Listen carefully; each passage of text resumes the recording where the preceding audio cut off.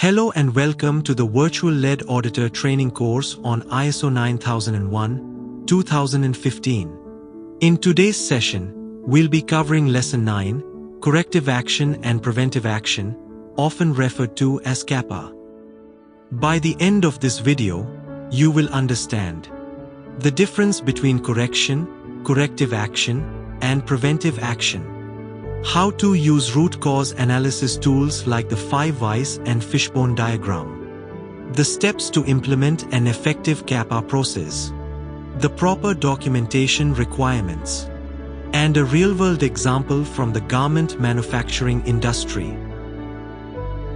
Let's start with the key definitions. Correction is the immediate fix. For example, removing a defective label from a shirt. Corrective action is deeper. It focuses on eliminating the root cause, for instance, fixing the SOP or machine that caused the defect. Preventive action aims to prevent the issue from occurring in other areas, such as training staff across all lines. These distinctions are important during audits and should be clearly documented in your reports. To create an effective CAPA plan, you must first understand the true root cause of the issue, not just the surface-level symptoms. Two powerful tools used in RCAR. The 5 whys technique. Keep asking why until you reach the root cause.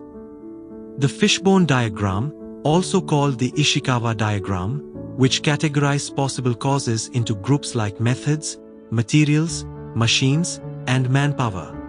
Example: a recurring issue of thread breakage was traced back to poor quality needles, not operator error. Here's a step-by-step guide to an effective CAPA process. 1. Define the problem clearly and factually. 2. Investigate thoroughly to identify the root cause. 3. Plan and implement corrective actions to eliminate the cause. 4. Monitor effectiveness. This is often missed, but it's vital for sustainability. Every step should be evidence-based and documented. ISO 9001 requires clear documentation of your CAPA process. Use a standardized CAPA form with sections for problem description, root cause, action plan, responsible person, and deadlines. Make sure to link your non-conformance reports from audits directly with the related CAPA. Ensure the documents are traceable, version controlled, and signed by the appropriate personnel. Proper documentation shows transparency and system maturity during audits. Let's look at a real example from a garment factory in Chittagong. The factory faced repeated complaints of mislabeling in export orders. Here's what they did. Trained workers involved in the labeling process. Revised the SOP for label checking. Implemented a dual verification system for label accuracy. As a result, the issue reduced by 90% within a few months, and the factory passed the next audit with no labeling issues.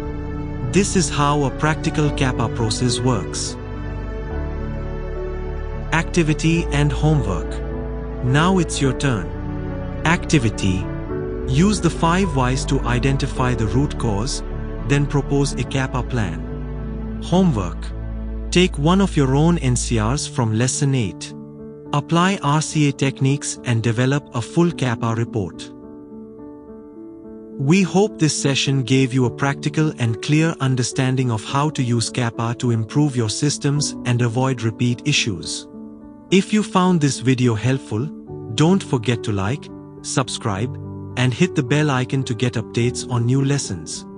Join us next time for Lesson 10, Audit Report Writing and Presentation with Real-World Garment Industry Examples.